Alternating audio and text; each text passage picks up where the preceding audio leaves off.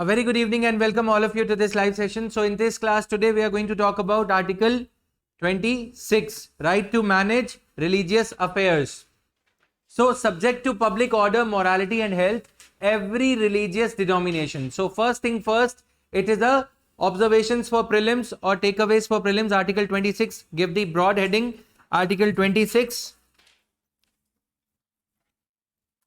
right to manage religious affairs is a collective right.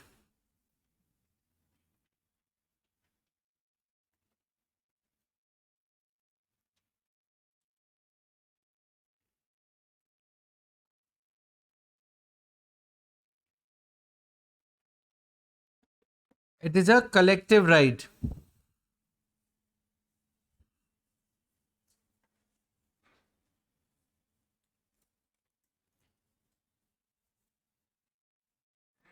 Article 25 was individual right, right?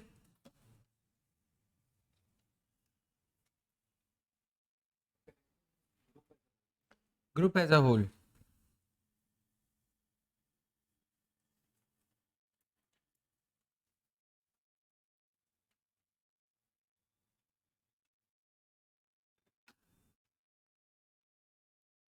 Done?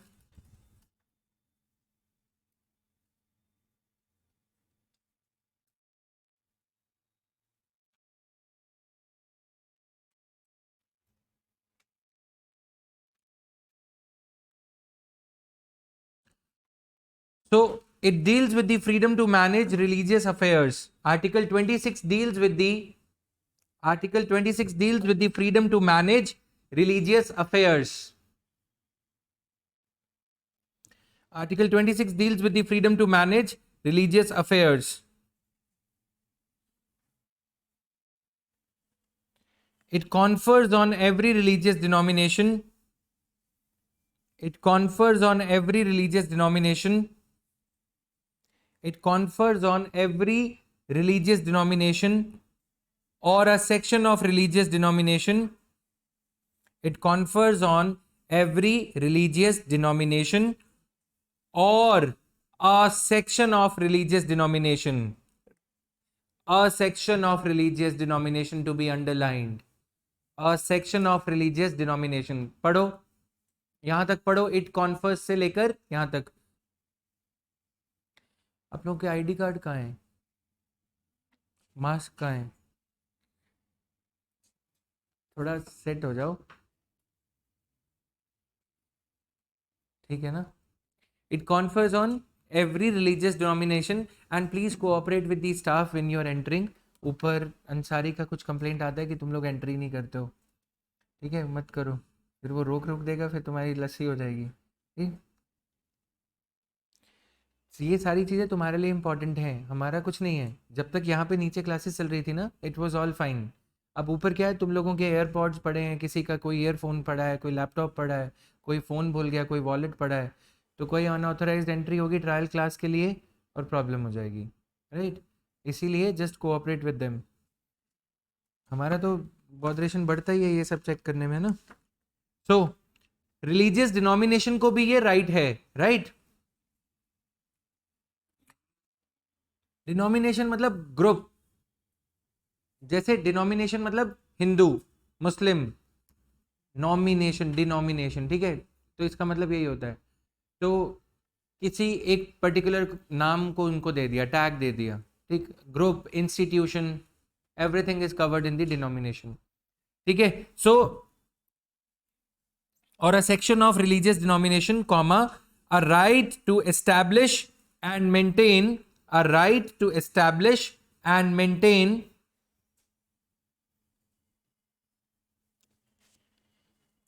religious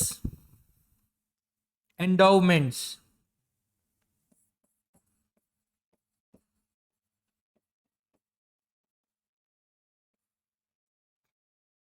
Religious, I'm so sorry.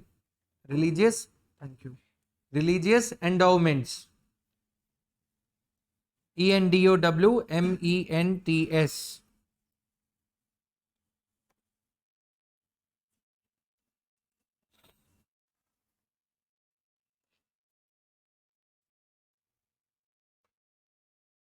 institutions or institutions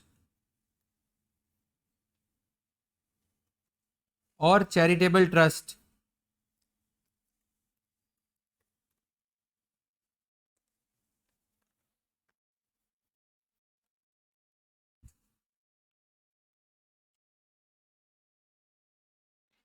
अब bracket में endowment का मतलब लिख लो. Endowment means bracket में endowment dash, endowment arrow और dash something. Endowment means all the property belonging to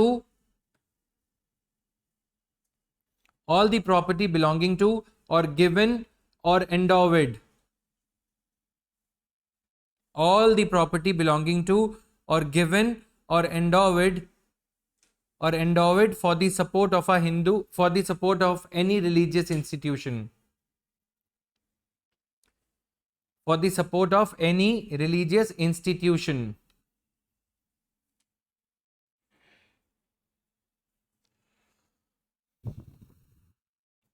Done?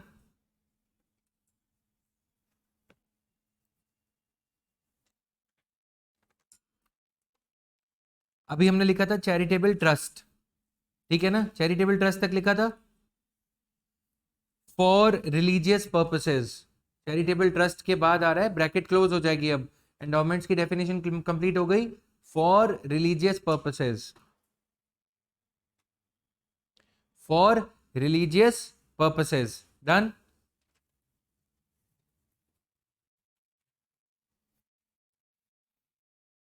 For religious purposes, full stop. Further, comma, such religious institutions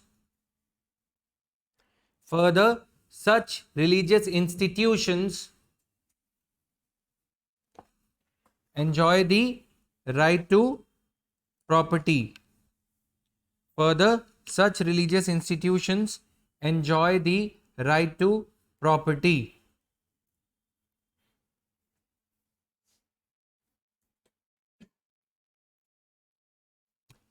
Done?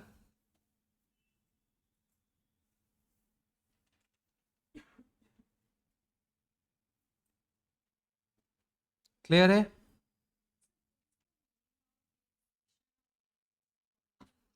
Section का मतलब एक, जैसे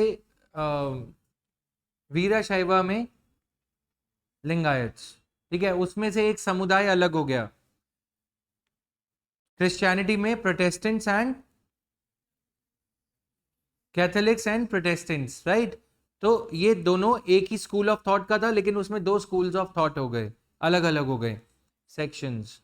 बेसिकली सेक्शन अलग हो सकता है. हाँ बोलो. हाँ, रिलीजन ऐसे ही इवॉल्व होते हैं, राइट? अब एकदम से तो ऐसा नहीं होगा ना.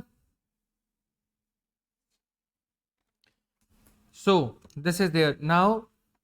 ये क्यों है? डॉक्टर बी आर अम्बेडकर ने क्या कहा था? लिख लो.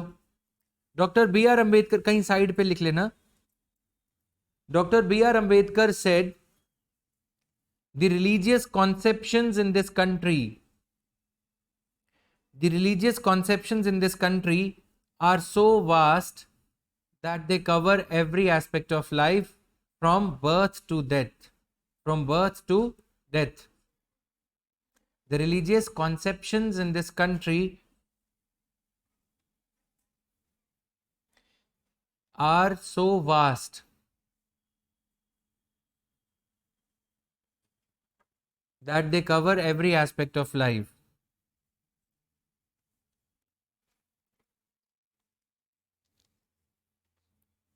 From birth to death.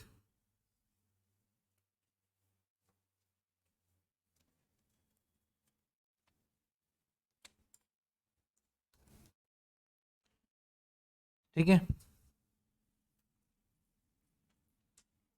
So this is there. तो उनका आगे का जो थॉट था बी आर अम्बेडकर का, वो यही था कि क्योंकि every aspect of life is covered, अब आपने लाइफ के एक एस्पेक्ट में किसी का, सेक्शन ऑफ सोसाइटी का उसी सेक्शन ऑफ रिलीजन का थॉट प्रोसेस डिफरेंट है। मतलब समझ रहे हो ना, कोई आइडल वर्शिपिंग को मान रहा है और कोई नहीं मान रहा, तो उस केस में क्या करोगे? उनको दबा के थोड़ी रखोगे, राइट? या तो हो ना कि एक पर्टिकुलर डोमेन तक रिलीजन रिलेटेड हो, खाने में रिलीजन, पहनने में रिलीजन, है ना? तो एवरी एस्पेक्ट ऑफ, कितने बजे उठोगे रिलीजन, सोओगे कितने बजे रिलीजन, मरोगे कैसे तो भी रिलीजन, राइट? जियोगे कितना और कैसे वो भी रिलीजन। तो सारी चीज जब रेगुलेट हो रही है तो नेचुरली डिफरेंसेस तो आएंगे ही। कोई एक सेक्शन अलग होना चाहेगा तो उसको आप ये नहीं कह सकते कि नहीं तुम उस रिलीजन को आघात पहुंचा के जा रहे हो, राइट? इसीलिए क्लियर। सो ये था। Then further such religious institutions enjoy Further, such religious institutions enjoy the right to property as a fundamental right. Right to property as a further, ये तो पहले लिख चुके थे। Such religious institutions enjoy the right to property as a fundamental right. Right to property को underline किया जाए। अब अगर प्रीलिम्स में क्वेश्चन आता है कि right to property is a fundamental right for religious institutions of minority nature, Option A, right to property is a fundamental right of religious institutions of even non-minority nature. वो तो गया, ये तो लिखवाया अभी, ये 26 जनरल रिलीजन से बात कर रहा है, ठीक। अब आए, अगर स्टेटमेंट आता है even though right to property for individuals has been abolished as a fundamental right, even though right to property for individuals has been abolished as a fundamental right, comma, but it still remains a fundamental right for religions, religious institutions or denominations. Answer yes, याद रहेगा, इसको लिख लिया जाए तो अच्छा रहेगा। Even though कहीं एनालिसिस वगैरह डाल के लिख लो, ठीक है।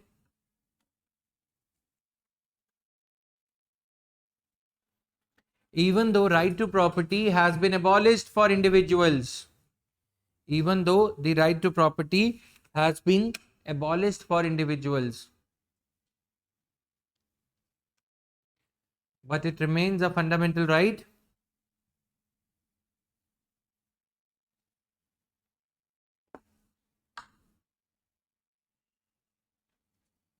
even though the right to property has been abolished for individuals, comma, but it remains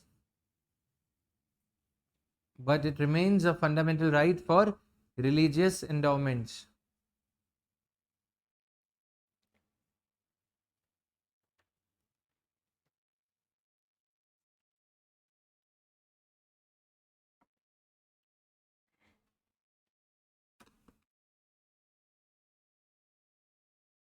Such religious institutions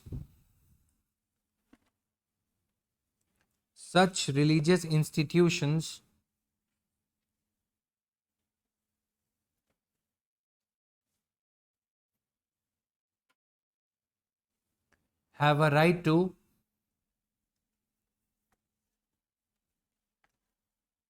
manage their own affairs, have a right to manage their own affairs in the matters of religion, have a right to manage their own affairs in the matters of religion and administer such property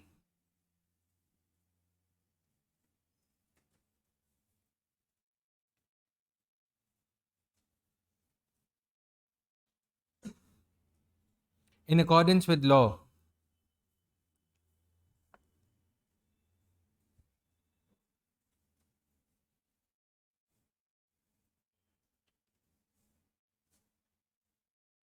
done,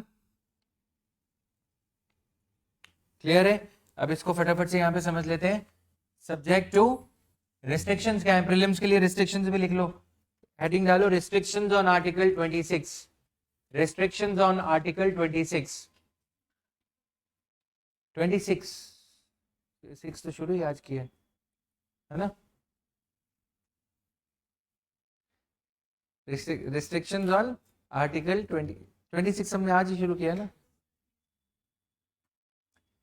तो ज्यादा revise कर लिया Varsha. So public order, morality and health. Prelims के लिए जब revise करोगे तो फटाफट से दिख जाएगा.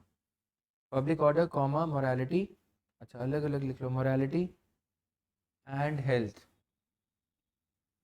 ठीक है. सो डन हो गया. अब next heading, relation between article 25 and 26. जो कंफ्यूजन है उसको दूर कर देते हैं. Relation between article 25 and 26.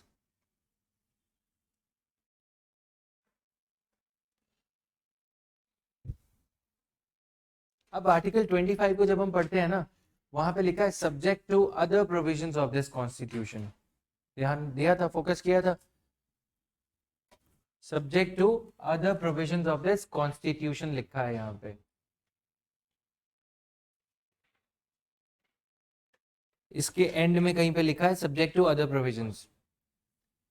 ठीक है, नहीं फर्स्ट लाइन में सब्जेक्ट टू पब्लिक ऑर्डर 3 लिखा है ना, and to other provisions of this part. Yes, other provisions of this part मतलब आर्टिकल 26. ठीक.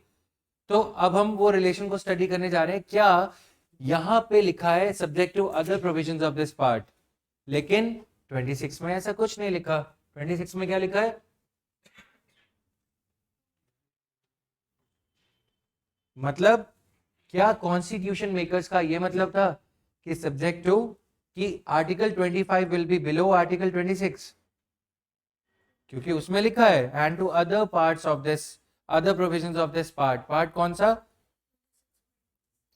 Fundamental rights, part 3. ठीक. तो इस केस में तो नहीं लिखा 26 ऊपर हुआ या नहीं, तो उसको समझते हैं. ठीक है, लिखो. So the words subjecting Article 25, the words subjecting Article 25 to the other provisions of this part.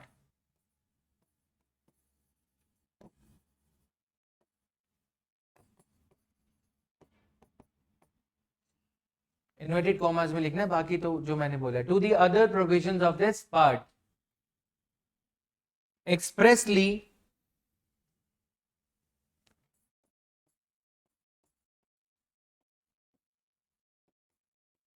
circumscribe, expressly circumscribe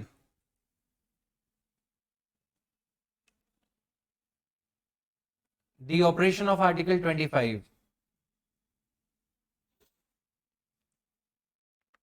circumscribe मतलब कट कर देना, कॉन्स्ट्रिक्ट कर देना, ब्रैकेट कर देना, है ना. कि आर्टिकल 25 की सीमा यही है, क्योंकि यहां से दूसरा आर्टिकल ये कह रहा है कि आपको दायरे में रहना पड़ेगा, है ना. यही मतलब हुआ ना. ठीक है. हाउएवर, फुल स्टॉप के बाद however such a clause is absent in article 26. However such a clause is absent in article 26, which is only subject to public order, morality and health. Which is only subject to public order, morality and health. Full stop. Thereby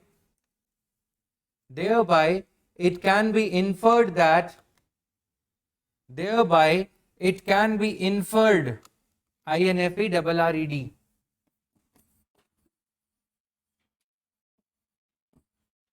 thereby it can be inferred that Article 26,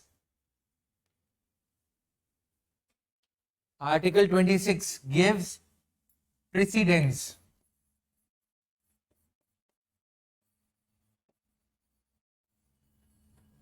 Article 26 gives precedence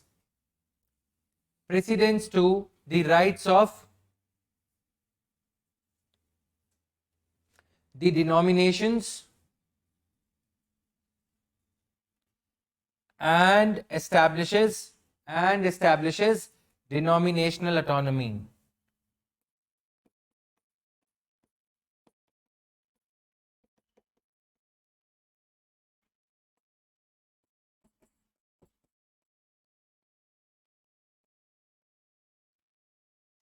and establishes denominational autonomy.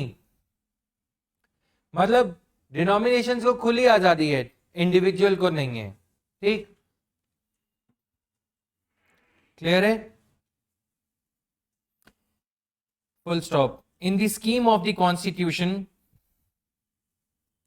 in the scheme of the constitution comma, in the scheme of the constitution comma, therefore, in the scheme of the constitution comma, therefore comma, it appears that article 26 is not made, it appears that article 26 is not made subject to the provisions of article 25. It appears that article 26 is not made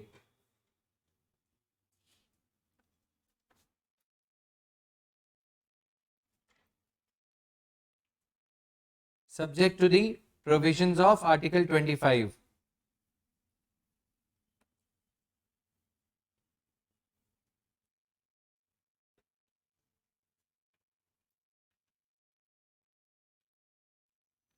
However, the Supreme Court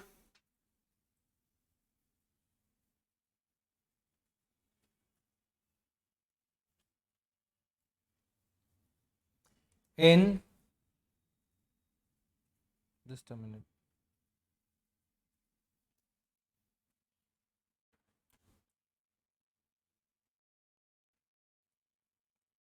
however, the Supreme Court in judgment of Sri Venkat Ramana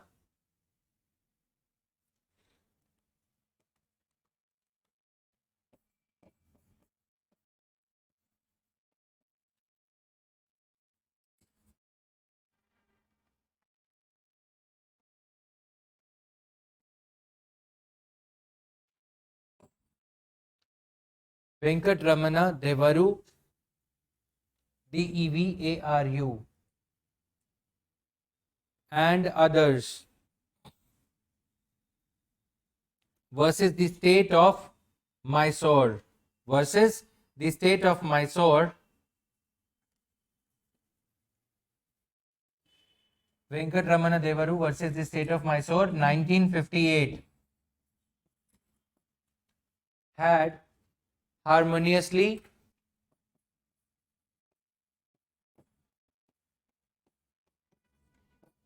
constructed the two provisions. Had harmoniously constructed the two provisions. Full stop. The court declared Article 25 Clause 2. The court declared Article 25 Clause 2 to have a wider scope of application. The court declared Article 25 Clause 2 to have a wider scope of application.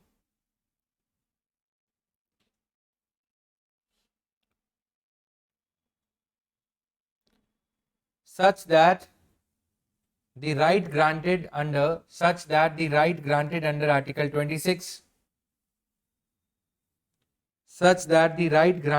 Article 26 cannot substantially reduce the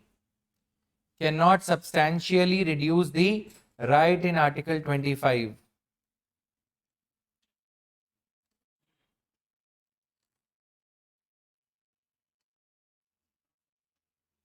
Reduce the right in Article 25.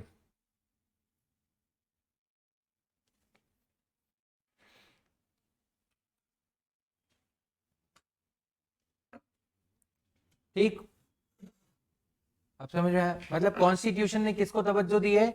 अगर prelims में question आता है कि constitution gives importance to religious individual rights, individual religious rights और religious institution, कैसे? ठीक है, वहां पे सब्जेक्ट टू अदर प्रोविजंस नहीं लिखा. ठीक है, लेकिन सुप्रीम कोर्ट ने इंटरप्रिटेशन इस केस में क्या करा? ये करा. प्रीलिम्स में more often than not questions कैसे आते हैं? कॉन्स्टिट्यूशन को सेंटर में रख के. क्लियर है? अगर ये लिखा जाए तो supreme court interpreted article 26 to be subservient to article 25, तो ठीक है. ठीक है, now what is a religious denomination?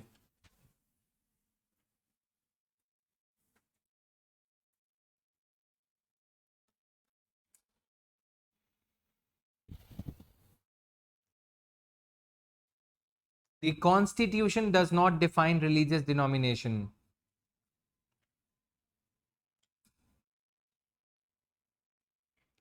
The Constitution does not define religious denomination. Full stop. In the landmark judgment of, चलो ये जजमेंट छोड़ दो, ठीक है. इन द लैंडमार्क जजमेंट लिख लो बस. In the landmark judgement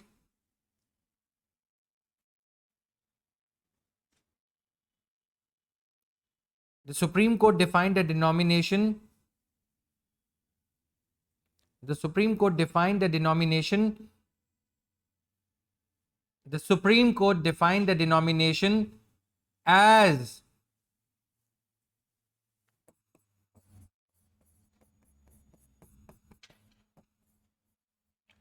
a collection of individuals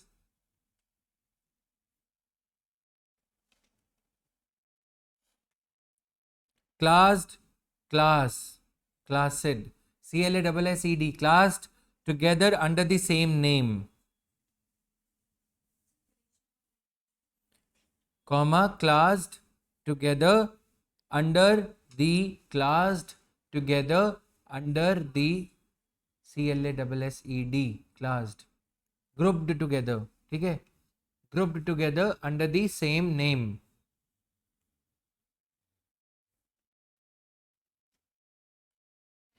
comma, especially a religious sect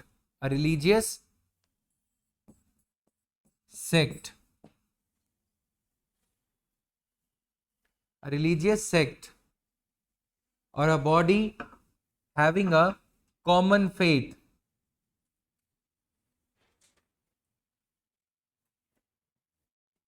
and organization.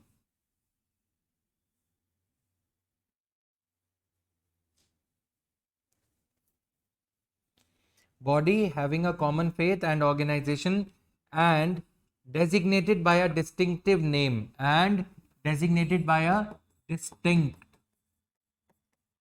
distinctive name, designated by a distinctive name. Done है, ठीक. So thus if a body has a, thus next line में लिख लेना, अगला page कर लो. Thus if a body has a colon डाल के लिखोगे, common name, number 1, common faith, number 2, common organization, common faith, common organization, third, distinctive name.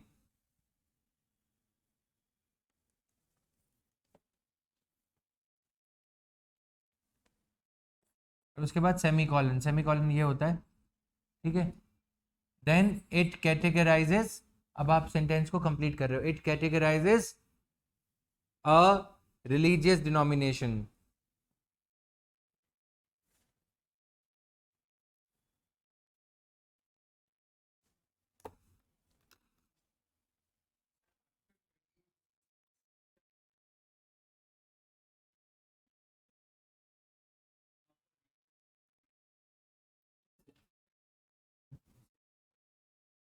लिखो, अगली लाइन यही है.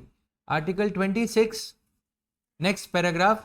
आर्टिकल 26 ऑल्सो इंक्लूड्स, अगर मेरे नोट्स ये वाले बाहर चले गए ना तो तुम्हारे जो क्वेश्चंस होते हैं, ठीक है, वो आधे क्वेश्चंस वहीं पे डाउज हो जाएंगे. डाउज मतलब बुझ जाएंगी, जो क्यूरियोसिटी है वो खत्म हो जाएगी अगर इसको रेफर करते हुए चलते हो. ये चीज़ें बुक्स में नहीं दी जाती, वो ये मान लेते कि रट्टा लगाओगे निकल जाओगे, है ना. लेकिन आजकल क्वेश्चंस कैसे आ रहे हैं, मतलब क्या है जो आप पूछ रहे हो, राइट, उसको ब्रेक डाउन करके फर्दर कॉन्सेप्ट्स में इसका मतलब क्या है. तो I am trying to pin it down to, boil it down to the last detail that you would require. Next paragraph में article 26 also includes the word section, inverted commas में.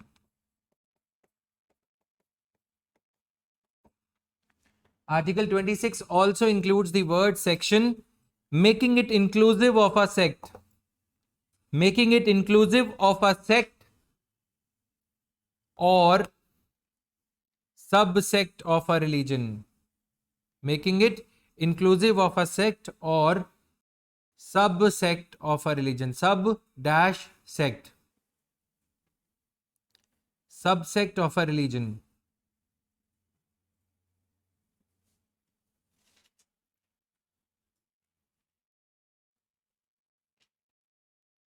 Case का नाम लिख लो ब्रैकेट में, CP commissioner of police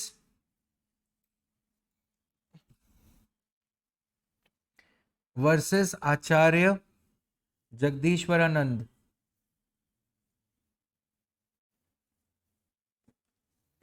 कहीं कुछ और लिख दो, जगदीश वर आनंद।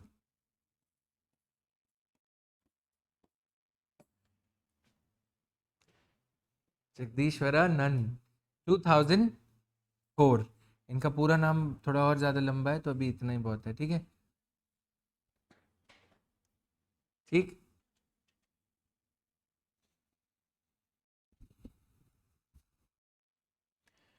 full stop. Thus, Arya Samaj will be a religious denomination. Thus, comma, Arya Samaj will be a religious denomination for the purpose of this article. Thus, comma, Arya Samaj will be a religious denomination for the purpose of this article, even though it is not a religion in itself. Thus, Arya Samaj will be a religious denomination for the purposes of this article.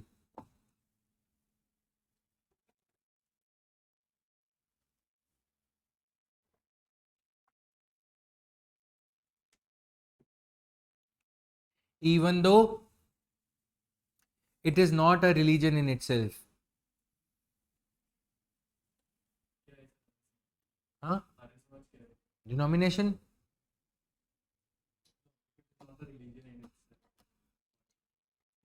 Good line पढ़ो।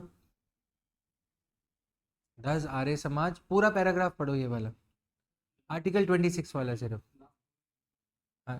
Even though it is not a religion in itself, मतलब हम ये कह रहे हैं निखिल कि एक religious denomination होने के लिए रिलीजन होना जरूरी नहीं है, ठीक है। एक रिलीजियस संस्था होने के लिए रिलीजन होना जरूरी नहीं है। समझ में आया? डिनोमिनेशन का मतलब क्लियर हुआ, ठीक है। डिनोमिनेशन का मतलब क्या है? एक अलग अपने आप में एक इंस्टीट्यूशन। तो गुरमीत राम रहीम की या आसा राम का रिलीजियस डिनोमिनेशन हुआ, डिनोमिनेशन है क्या? उनका अलग धर्म है? नहीं। अब हमने जो डिनोमिनेशन की डेफिनेशन लिखी है उस हिसाब से डिनोमिनेशन कोई भी हो सकता है। अगर मैं कल को अपना एक धर्म शुरू कर दूं और इसका नाम दे दें जेबी मठ, तो शुरू हो जाए, मतलब समझ रहे हो? तो ये क्या हो जाएगी? Religious denomination. क्या मैंने कोई नया धर्म इन्वेंट किया? नहीं किया, नहीं किया ना। मैंने क्या किया? सिर्फ एक अपनी एक विचारधारा, एक स्ट्रीम ऑफ थॉट स्टार्ट कर दी, ठीक। सो ठीक है। सो आर्य समाज, देखो आर्टिकल 26 क्या कह रहा है? एक सेक्शन यदि स्टार्ट करना चाहे, एक बड़े ग्रुप में से एक सब ग्रुप बन जाए, तो वो अपनी एक स्टार्ट कर सकता है, ठीक है। Now further clarity, next paragraph, the term religious denomination. कोई डाउट है किसी को? पढ़ लो एक बार इसको, अच्छा है डाउट? पूछो फिर। उनको हम रिलीजन भी नहीं बोलते, बट वो सेक्लूडेड हो जाता है जो रिलीजन होता है ऑलरेडी। जैसे हिंदुइज्म, उसमें ये अगर अलग हो गए ना, तो वो हिंदुइज्म की कोई प्रैक्टिसेस फॉलो करते हैं, बट जहाँ पे उनका फेथ है बस उसी की प्रैक्टिसेस फॉलो करेंगे और सेक्लूड हो जाएंगे। सेक्लूड क्यों हो जाएंगे? सेक्लूड का मतलब होता है बिल्कुल, इंक्लूड का, बट इंक्लूड का ऑपोजिट हुआ। सेक्लूड नहीं हो गए, वो क्या हो गए? आप सेक्लूड का मतलब यहाँ पे आइसोलेट, आइसोलेट नहीं हुए, वो क्या हो गए? अलग हो गए। आप सेक्लूड अलग को बोलना चाह रहे हो ना, अलग हो गए तो। अच्छा, क्वेश्चन अच्छा है कि फिर वो अपने आप में रिलीजन क्यों नहीं है? वो उस लार्जर रिलीजन में रहना चाह रहे हैं, उनके रिलीजियस कैरेक्टरिस्टिक्स डिफरेंट हो सकते हैं। ये हम ये नहीं कह रहे कि वो रिलीजन क्यों नहीं है। सुप्रीम कोर्ट कह रहा है कि जो अलग नहीं होने दे रहे ना, लिंगायत का एग्जाम्पल लेते हैं, वीरा शैवा सेक्ट अलग नहीं होने दे रहे, वो बोल रहे हैं नहीं ये तो हमारे रिलीजन का हिस्सा है, ठीक, ये अलग कैसे हो सकते हैं? तो सुप्रीम कोर्ट ने बोला अलग होने की जरूरत ही नहीं है, वो तुम्हारे धर्म में है, भले वो अलग धर्म नहीं है। उन्होंने बोला इनका अपना कोई धर्म तो है नहीं, तो उन्होंने बोला धर्म होना जरूरी नहीं है, डिनोमिनेशन यानी कि संस्था यानी कि इंस्टीट्यूशन बनाने के लिए धर्म होना जरूरी नहीं है। समझ में आया? रिलीजन भी तो एक फेथ होता है, बिलीफ और फेथ। मैं कह रहा हूँ फेथ उनका है, वो ये कह रहे हैं कि हम, क्योंकि लिंगायत का एक मेन स्ट्रीम रिलीजन नहीं है, मेन स्ट्रीम रिलीजन कितने हैं? 6 5, वो बोल रहे हैं 5 रिलीजन में से एक नहीं है, तो ये अलग कैसे हो गए? जो अलग नहीं होने देना चाह रहे। नहीं आ रहा समझ? अब आ गया समझ? देखो मैं मान लो एक बड़े कोचिंग इंस्टीट्यूट में था, मैं अलग हो गया, उन्होंने बोला इसका कोई कोचिंग इंस्टीट्यूट तो है नहीं, अलग कैसे हुआ? सुप्रीम कोर्ट क्या कह रहे हैं कि अगर ये अपना अलग होना चाहता है तो ये ठीक है, इसको भी डिनोमिनेशन माना जाएगा, भले ही इसका कोचिंग इंस्टीट्यूट नहीं है, तो क्या? समझ में आया? आप वहां पे स्टक हो रहे हो कि रिलीजन होना चाहिए, मैं ये कह रहा हूं जो अलग नहीं होने देना चाह रहे, रिलीजन और डिनोमिनेशन में डिफरेंस। डिनोमिनेशन एक इंस्टीट्यूशन है, वो अपने आप को एक आप ऐसे समझो ना, जो मैं बोल रहा हूँ अडिग मत हो वहां पे। देखो हमने क्या करना है कि जो रिलीजियस बड़े रिलीजन्स हैं वो अलग नहीं होने देना चाह रहे, इसीलिए सुप्रीम कोर्ट कह रहा है कि वो अपने आप में उसको रिलीजन का दर्जा तुम्हें नहीं देना, मत दो, वो over a period of time Lord Buddha की तरह, गौतम बुद्ध की तरह अलग रिलीजन बन जाएगा बुद्धिज्म। लेकिन जब तक वो एक बड़ा दर्जा नहीं ले लेता हिंदुइज्म जैसा, बुद्धिज्म का एक अपना स्ट्रीम ऑफ थॉट इतना बड़ा नहीं हो जाता, तब तक तुम उसको दबा नहीं सकते। The fact that you are not a religion, so called hyphen वाला religion, doesn't mean that you cannot have a denomination. Denomination बन गई, वो बड़ी होगी या नहीं होगी वो उसके कैरेक्टरिस्टिक्स पे डिसाइड करेगा, कितने उसके फॉलोअर बनते हैं उस पर डिसाइड करेगा, ठीक। बट आप उससे आर्टिकल 26 के अकॉर्डिंग डिनोमिनेशन होने का दर्जा नहीं छीन सकते। आर्य समाज, स्वामी विवेकानंद, स्वामी दयानंद, ये आप नहीं छीन सकते उनसे। समझ में आया?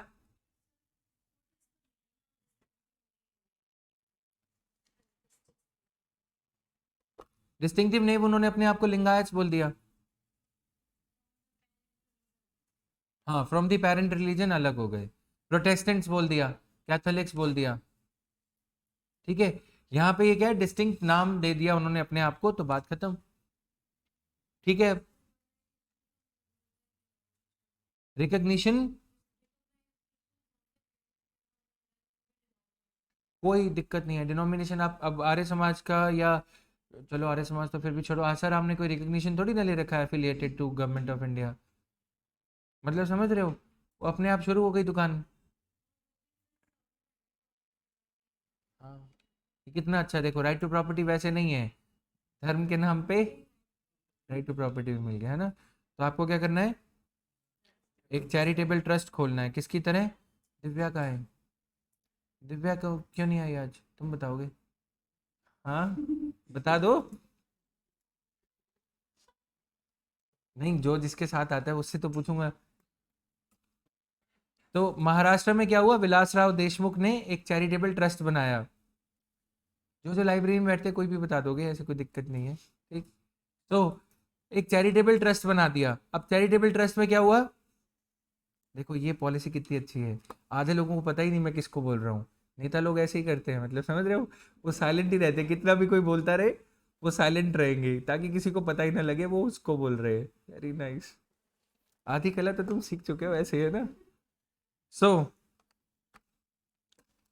डिनोमिनेशन, कीर्ति, अब इज इट क्लियर नाउ? समझ में आ गया?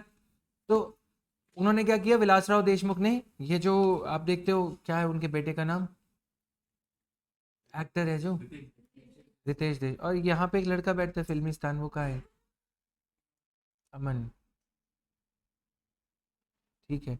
तो रितेश देशमुख वो फालतू में कुछ काम वाम नहीं है उसको, है ना, वो आजकल रील्स वील्स चलती रहती है, 1 2 बार देखी मैंने। क्यों है ऐसा? कि पिताजी ने एक बहुत बड़ा चैरिटेबल ट्रस्ट बना दिया, है ना, उसमें चैरिटी किसकी, जनता की, है ना। तो ये क्या है, सबसे बढ़िया तरीका है, आप ट्रस्ट बना दो चैरिटेबल, उसमें राइट टू प्रॉपर्टी सरकार ले नहीं पाएगी, right, up to a certain extent. अगर पोल खुल गई तो एक अलग बात है, right. So this is there now. अब क्लियर है सबको? Now next paragraph that we were writing the term religious denomination in article, my comments were not to offend you, it's just that I was just asking, ठीक है? कोई बात का बुरा नहीं माने। बुरा मान गए तुम? बुरा मान गए? मान भी गए तो क्या कर लोगे? लिखो द टर्म। नहीं, it's good that you guys support each other. In fact अभी किसी फीमेल को घर जाना है या कुछ, it's fine. My comments are like ऐसे ही, मैं बीच बीच में मजे लेते रहते हो, ठीक है? कोई बुरा नहीं मानेगा, है ना? सो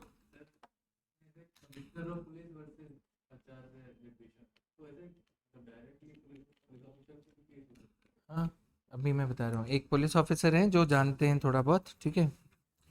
उन्होंने एक जैसे आईपीएल चल रहा था 2014-15 में, 15 की बात है। तो उन्होंने आईपीएल के जो बुकीज़ होते हैं ना, जहाँ से 15-20 मोबाइल फ़ोन है, स्नूकर पूल पे बुकीज़ चलते हैं ज़्यादातर। स्नूकर पूल जहाँ पे खेलने जाते हैं सब, है ना? तो उन्होंने वहाँ पे रेड करा। अब केस उनके पर्सनल कैपेसिटी में कर दिया कि उनको कोई इलविल थी। जैसे मान लो तुम्हारा स्नूकर पूल है, मैं आईपीएस हूँ, तुमने मेरे ऊपर केस कर दिया कि आपकी और मेरी कोई पुरानी इलविल थी और इसलिए मैंने आपके स्नूकर पूल पे रेड करा है। अब मैं केस लड़ता रहूँगा। अगर कोर्ट को उसमें कोई मेरिट नहीं लगी, कोर्ट ने बोला कि अच्छा आपने रेड किया था, वो कोर्ट क्या देखेगा? प्रेसिडेंट्स देखेगा कि पहले रेड हुआ उसके बाद केस हुआ, तो कोर्ट शायद बाइज्जत बरी कर देगा। बट फिर भी मेरे को अपना लॉयर तो हायर करना पड़ेगा। अब इस केस में क्या होता है, जो बाकी के आईपीएस ऑफिसर्स हैं जिनके लिंक हैं, जो ऊपर हैं, वो मेरे को प्रोटेक्ट करेंगे। क्यों? क्योंकि मैं उनकी बिरादरी का हूँ। पुलिस में एक चीज़ बहुत अच्छी है, क्या? वो कांस्टेबल पे भी गाज गिरती है ना, पहले गाज गिरने देते हैं, हेड कांस्टेबल सस्पेंड हो गया, फिर ज़्यादा बात हुई तो एसएचओ, बहुत रेयरली होता है, एएसआई तक ही निपटा देते हैं। वैसे तो एक दो एएसआई तक सस्पेंड होंगे, उसके बाद कोई सस्पेंड नहीं होता। फिर जब मामला ठंडा हो जाता है, फिर उसके बाद वो फिर दोबारा रीइंस्टेट होके सब ऑफिसर्स वापस होते हैं और वो एक दूसरे को प्रोटेक्ट करते हैं बहुत अच्छे से। कोई भी केस होगा, होना भी चाहिए जब ऐसे तरह के केसेस आते हैं, बट गलत वे में भी कई बार प्रोटेक्ट किया जाता है, राइट? ह्यूमन राइट्स के केस हो जाते हैं कुछ। तो commissioner job is not easy बच्चे, ऐसा लग रहा है तुम्हें? मतलब वो जलवा अच्छा लगता है कि हाँ 4-5-6 साल 7 साल, अगर रियली एक एसेटिक लाइफ तक पहुंच जाता है ना इंसान, ASCETIC, साधुवाद, ठीक है? अब यही पढ़ रहे हैं हम। एल्ट्रुइस्टिक मोटिव्स हो जाते हैं कि हाँ औरों की सेवा करनी है, तब तो ठीक है। अगर उसके अलावा किसी और भावना से जा रहे हो तो गड़बड़ है ना? केस वेस ये सब उलझने चलती रहेंगी, कभी कुछ ना कुछ चलता रहेगा। कन्वेंशनल लाइफ है एक सैलरीड पर्सन की, जैसे मूवी में दिखाते हैं ना, नायक मूवी में। मैं बिजनेस में भी रह रहा हूँ तो मैं देखता हूँ कुछ ना कुछ पछड़े चलते रहते हैं ना। तो अगर तो तुमने डिसाइड कर लिया कि कुछ एडवेंचरस करना है, कुछ बड़ा करना है, तो way is not going to be smooth for you. अगर एक कन्वेंशनल लाइफ जीनी है, 9 to 5 9 to 6 वाली, जॉब पे गए आए, छुट्टियां होंगी, ये सब सेल्फी एल्फी डाली फेसबुक पे, बात खत्म, तो एक अलग वे है। तो वहाँ पे अलग तरह की प्रॉब्लम्स हैं। यहाँ पे क्या है, आईएएस आईपीएस या किसी भी लाइफ में बड़े लेवल पे जाते हो तो तुम्हारे पास टाइम नहीं होगा घर वालों से बात करने का, फैमिली को टाइम देने का। किसी भी बड़े लेवल पे, मैं ये नहीं कह रहा सिर्फ आईएएस आईपीएस, तुम्हारी जो बाकी की प्रॉब्लम्स हैं, कोई बीमार है, कोई कुछ है, वहाँ पे तुम केयर करते हो, पर्सनल केयर, बट तुम्हारी फिनेंशियल सिक्योरिटी नहीं होती। केयर करते रहोगे और उससे कुछ होगा या नहीं होगा वो तुम पे डिपेंड करता है। ये होगा कि हाँ हमने अपने हाथों से किया, है ना? यहाँ पे क्या होगा, जा नहीं पाओगे, यहाँ पे बातों से करोगे और नोटों से करोगे, राइट? कुछ ना कुछ वे में सपोर्ट कर दोगे। तुम्हारी फैमिली मूवी देखने जा रही है, तुम्हें वो ऊपर बैठेंगे बालकनी में एकदम अच्छा, जो अंदर केबिन्स बने होते हैं, ठीक? कभी कोई गया है उसमें सिनेमा हॉल में ऊपर एनेक्सी में? क्यों हंसे, गए हो? बताओ किसके साथ गए थे? ठीक है, तो फैमिली के साथ वहाँ पे बिल्कुल कोई और नहीं होगा वो सब। बट फिर वही होता है कि खुद नहीं जा पाओगे, क्योंकि जब तुम्हारा टाइम होगा कुछ ना कुछ वहाँ पे प्रॉब्लम हो रखी होगी। आईएएस आईपीएस में खासकर, IPS is not that easy. IAS फिर भी ठीक है, 9 to 6 9 to 7 8 हो गए कभी कभी, तुम्हारे ऊपर डिपेंड करता है, right? So case ways is going to be a normal thing, वो तो चलेंगे ही, चाहे आईपीएस में हो चाहे आईएएस में हो। Then the term religious denomination in Article 26 is different from the term religious denomination in Article 26 is different from that found in Article 30.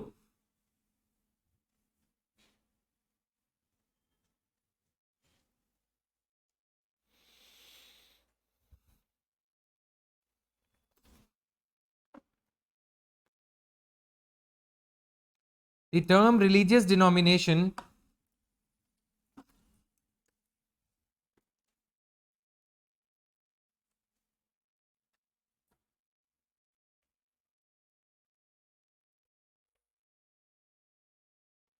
just a minute. The term religious denomination is different from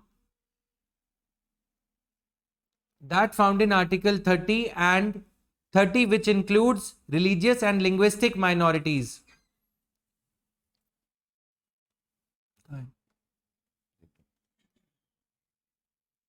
Which includes religious and linguistic minorities. The extent of denomination, full stop, the extent of the denomination is immaterial. The extent of denomination is immaterial to exercise the protection under Article 20, to exercise the protection under Article 26.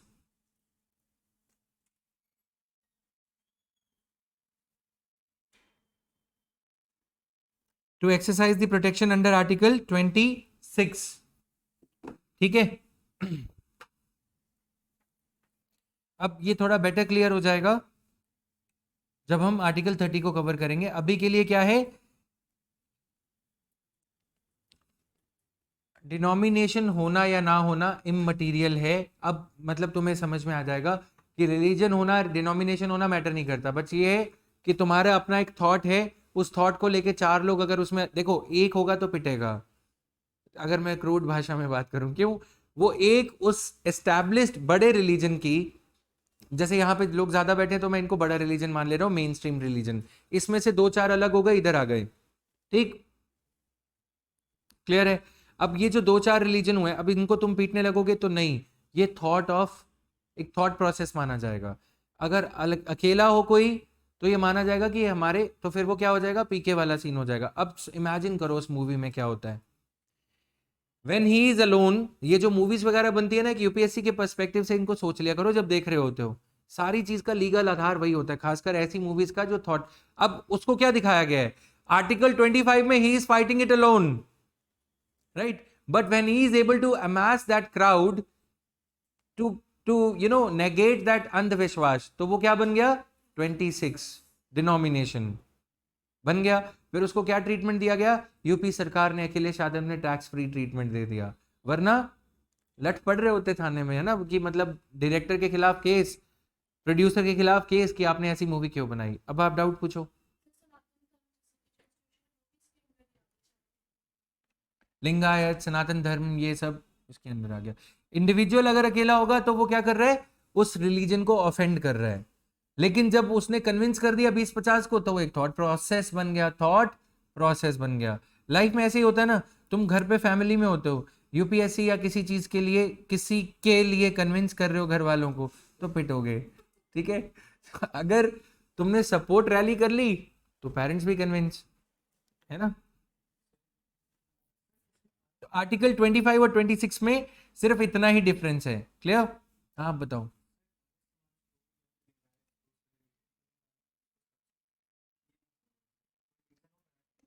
Religion, देखो बात वही है ना कि अब एक जो ये पूछ रहे हैं कि फिर आर्य समाज को रिलीजन क्यों नहीं माना जाता. ठीक है, उसको सिर्फ एक वो क्यों माना जाता है, एक डिनोमिनेशन, या एक, हम बोलते हैं कि एक स्थापना हो, या फिर कुछ ऐसा बोलते हैं कि एक सेक्ट मान के रह गया. क्यों? संस्था टाइप बन के रह गया. डिनोमिनेशन इज संस्था ओनली. क्यों? क्योंकि अब क्या आ जाएगा, एसेंशियल मतलब एंशियंट कौन सा है.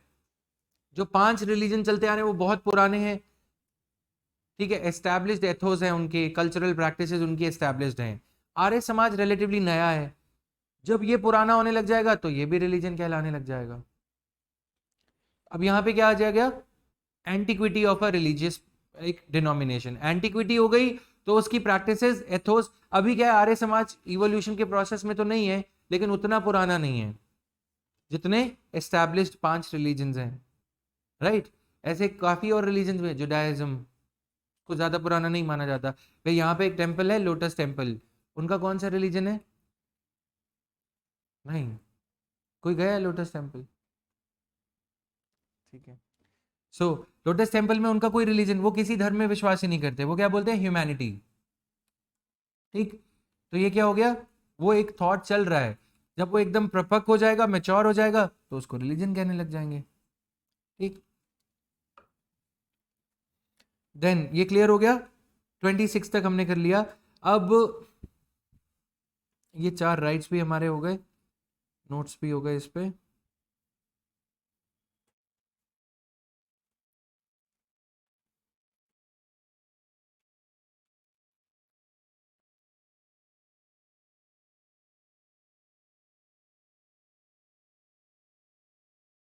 ना अब इसमें राइट टू प्रॉपर्टी जो है, स्टेट भी प्रॉपर्टी गवर्न कर सकती है। अगर मान लो एक रिलीजन किसी ने एस्टैब्लिश किया, अब जैसे दलाई लामा है ना, Dalai Lama is going to be last Lama. उन्होंने डिक्लेयर कर दिया कि मेरे बाद अब कोई ह्यूमन बींग्स में कोई लामा नहीं होगा, क्योंकि उनको खतरा है कि कोई अल्टीरियर मोटिव से चाइना किसी को इम्प्लांट कर दे या कुछ ऐसा, राइट। कि ये पपेट को लगा दिया कि ये लामा होंगे, और उनको बहुत सारे पैसे दे दिए, तो दलाई लामा तो नहीं बिक रहे, वो सरेंडर नहीं कर रहे, उनको ये डर है कि अब ह्यूमन इंस्टीट्यूशन खत्म होना चाहिए लामा का, तो उन्होंने बोल दिया कि हम नहीं होंगे आगे। अब ऐसे केस में अगर कोई आगे का नॉमिनी ना छोड़ के जाए, तो इस केस में क्या हो जाएगा? स्टेट अपने आप उसका ट्रस्टी बन जाएगी, सारी प्रॉपर्टी का और ये सब। क्लियर? तो दैट वे, तो 26 इज डन। 27 का एक ओवरव्यू ले लेते फटाफट से। 27 क्या कह रहा है? कि आप किसी एक पर्टिकुलर धर्म के प्रचार के लिए टैक्स नहीं पे करोगे। ठीक है, टैक्स आपको पे करने के लिए बाध्यता, बाउंडेशन नहीं क्रिएट करी जा सकती। सो subject to public order, morality and health, every religious denomination or any section thereof shall have the right to establish and maintain institutions for religious and charitable purposes. B, to manage its own affairs in the matters of religion. तो उस institution को, ये तो 26 के हो गए manage करने के राइट्स। 4 राइट्स हमने इसमें कवर करे हैं अभी तक, तो 4 राइट्स को एक बार पढ़ोगे अच्छे से। देन 27 पे आते हैं, promotion of any particular religion, अगर कोई टैक्स लगाया गया, प्रोहिबिटेड। ठीक, अगर मान लो ये रे ऑफ लॉ है, तो ये प्रिज्म से वापस होके आ जाएगी, सुप्रीम कोर्ट इसे नहीं मानेगा।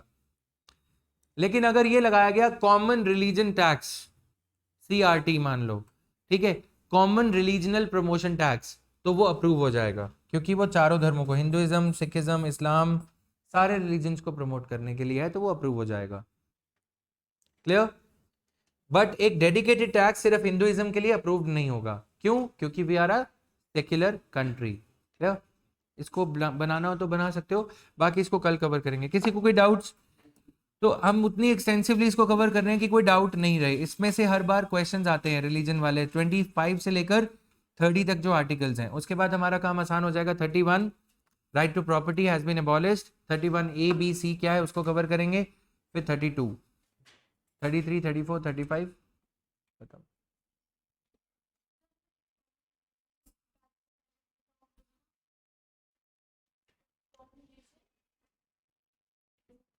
Promotion, common religion promotion tax, ये एग्जाम्पल है, ऐसा कोई टैक्स है नहीं।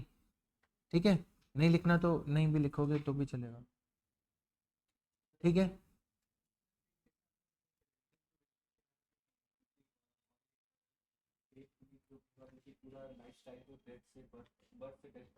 All aspects of life.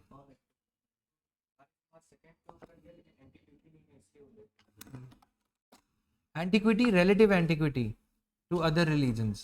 अब ऐसा नहीं है कि आइसोलेशन में उसको भी 1400 साल हो गए, उसको भी 2800 साल हो गए। अब अगर उसको 1400 साल हो जाएंगे, तो पहले वाले को 2800 साल अपने आप हो जाएंगे। डन।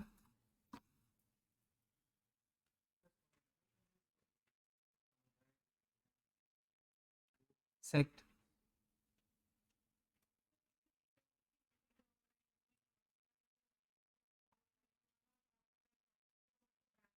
ऑथराइज्ड माइंस थे, माइक, हाँ ठीक है।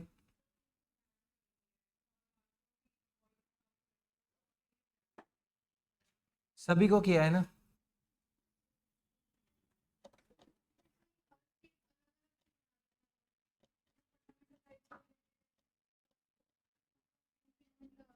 अब देखो पब्लिक ऑर्डर जो एक एंट्री है वो स्टेट में नहीं, कॉन्करेंट में आती है। पब्लिक ऑर्डर बेसिकली पुलिस जो है स्टेट में आ जाता है, पब्लिक ऑर्डर पुलिस, ठीक है। लेकिन जो आईपीसी इंडियन पीनल कोड वो कॉन्करेंट में आता है। तो स्टेट में आने की वजह से स्टेट के पास अपने अपने नॉर्म्स हैं कि कितनी आवाज़ किसको रखनी है किसको नहीं। हाँ, अब वो मैटर जहाँ तक रिलीजन में आता है, तो रिलीजन किस में आता है, फंडामेंटल राइट्स में। तो कॉमन लॉ बनना चाहिए, तो उसको चैलेंज किया जा सकता है।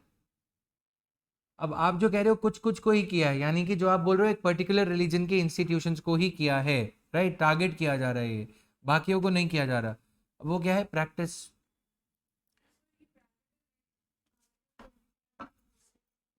देखो ऐसा क्या हुआ था, जब कुछ ऐसा हो रहा था कि प्रॉपर्टी को डैमेज किया जा रहा था, जब सिटीजनशिप अमेंडमेंट एक्ट आया था। सिटीजनशिप अमेंडमेंट एक्ट के बारे में ब्रीफली पता है कि एक पर्टिकुलर सेक्शन ऑफ सोसाइटी को, एक पर्टिकुलर रिलीजन को लेजिटिमाइज नहीं किया जाएगा, उनके इलीगल माइग्रेंट्स को बाकियों को कर दिया। अब सिटीजनशिप अमेंडमेंट एक्ट के खिलाफ जब प्रोटेस्ट चल रहे थे, तो क्या किया गया, लोगों के पोस्टर्स वगैरह लगा दिए कि इन्होंने पब्लिक प्रॉपर्टी को डैमेज किया, इनसे 15 लाख 20 लाख 25 लाख डीएम वसूलेगा यूपी में, ठीक है। और उनके बिल बोर्ड्स लगा दिए बड़े बड़े, जैसे आजकल ये लगे होते हैं ना, ये इधर रोड पे पूरी है ना, वैसे बिल बोर्ड्स लगा दिए, इश्तेहार और ये सब, ठीक। अब यूपी सरकार ने क्या कहा कि इन पे पेनल्टी लगा के 15 लाख 5 लाख वसूला जाएगा। अब वसूल लिया, लेकिन जब कोर्ट में केस हुआ, कोर्ट ने बोला कि नहीं, इनके पैसे वापस करो। अभी वैलिड नहीं है, बट कोर्ट में जाएगा, वो कोर्ट फंडामेंटल राइट्स के मद्देनजर ये कह देगा कि सिर्फ एक इंस्टीट्यूशन का ही क्यों बैन किया। शुरू कहाँ से हुआ ये, महाराष्ट्र से, ठीक।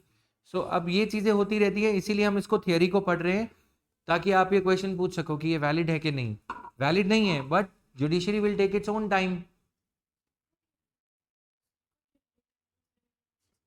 सबका मैं वही बोल रहा हूँ, बट उनका कंसर्न ये है कि ऑन थियोरी ऑन पेपर सभी के लिए किया है, लेकिन हो सिर्फ मदरसास के साथ रहा है ज़्यादा।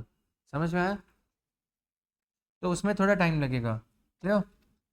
कोर्ट का नंबर जब आ जाएगा केस का, फिर कोर्ट बोलेगा कि नहीं आप नहीं कर सकते, या तो फिर सबका कर रहे हो। अब सबके कर रहे हो तो वो एक सेक्शन ऑफ सोसाइटी, एक रिलीजन की इंस्टीट्यूशन बोलेगी किया तो सबका है, लेकिन होता सिर्फ हमारी है, आवाज़ कम, राइट। अब वो जाएंगे, फिर पुलिस, फिर ऐसे कमिश्नर ऑफ पुलिस के खिलाफ केस आएगा कि आपने ऐसा ही क्यों किया, उस केस में क्यों नहीं किया, इस केस में क्यों किया। आपका जो क्वेश्चन था, कमिश्नर ऑफ पुलिस क्या है, एक इंस्टीट्यूशन है। तो ये जो केस है कमिश्नर ऑफ पुलिस, ये कमिश्नर ऑफ पुलिस इंस्टीट्यूशन के खिलाफ है। इस केस में पर्सनली कमिश्नर को नहीं जाना। जब पर्सनली ऑफिसर के नाम पे केस हो जाएगा, तब वो इंडिविजुअल के केस पे है। अब जैसे ऑफिस ऑफ डीएम के खिलाफ केसेस होते हैं, फिर भी जब वो सफाई नहीं देते, तो फिर पर्सनल में हो जाएगा, ठीक है। अब जैसे यहाँ पे आईएएस बाबा था पहले, तो उनके खिलाफ केस हो गया, किसी पर्सन ने, हैंडीकैप ने ये बोल दिया कि उन्होंने फैसिलिटेट नहीं किया उनको ये करने में, फीस लेने के बावजूद। अब इंस्टीट्यूशन के खिलाफ 2-3 बार 4 बार समन आते रहे, उन्होंने रिप्लाई नहीं किया। फिर उस कोर्ट ने ओनर के खिलाफ इन पर्सनल कैपेसिटी समन निकाले कि अब तुम ही आओ। अब ऐसे केस में क्या होगा, खुद जाना पड़ेगा। नहीं तो पहले क्या होता, किसी डायरेक्टर किसी को भी भेज देते, डायरेक्टर नहीं किसी मैनेजर वगैरह को भेज देते, चल जाता। तो कमिश्नर ऑफ पुलिस के खिलाफ तो 3600 केसेस रोज होते हैं। वो एक इंस्टीट्यूशन है, और वो पीछे वाला जो कमिश्नर है वो बदल भी जाएगा तो भी वो केस चलता रहेगा। जब इंडिविजुअल के खिलाफ पर्सनल केस हो जाता है, वो एग्जाम्पल मैंने दिया था कि पर्सनल इंडिविजुअल आईपीएस ऑफिसर के नाम से केस हो गया, देन तो उस केस में आर्टिकल हैं जो हमें प्रोटेक्ट करते हैं कि गवर्नमेंट ड्यूटी परफॉर्म करते टाइम अगर किसी इंडिविजुअल पे कोई केस होता है, तो उसको क्या करती है, सरकार बचाती है। सरकार उसकी लॉयर की फ़ी देगी, सब कुछ देगी, राइट। Done, thank you.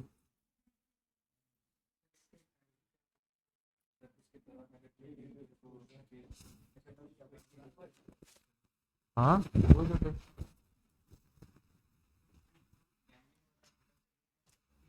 वो